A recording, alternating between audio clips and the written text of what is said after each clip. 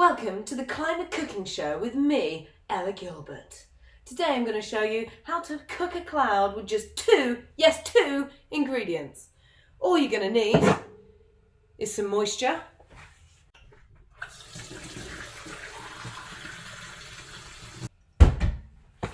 and some cooling.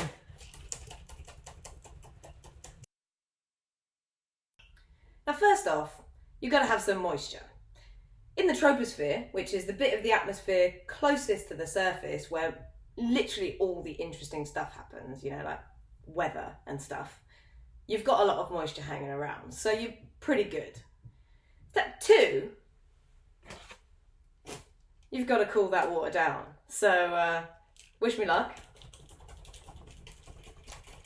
Unfortunately, you've got to cool water vapour down quite a lot to get it to turn from water vapour in the air into liquid water in a cloud. So what I didn't tell you is that a third ingredient can sometimes be really helpful.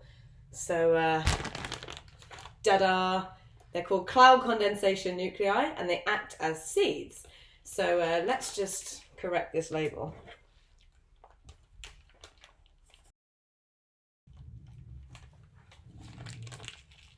Ta-da!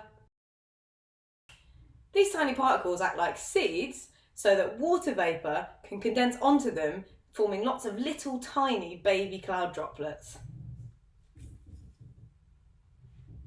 Just like that.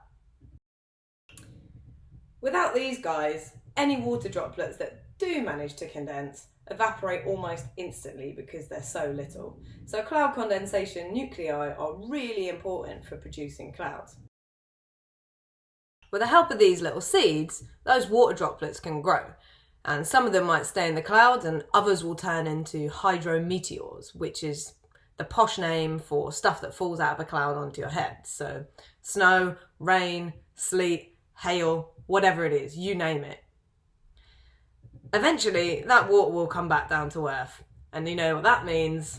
We can start again, right from the beginning.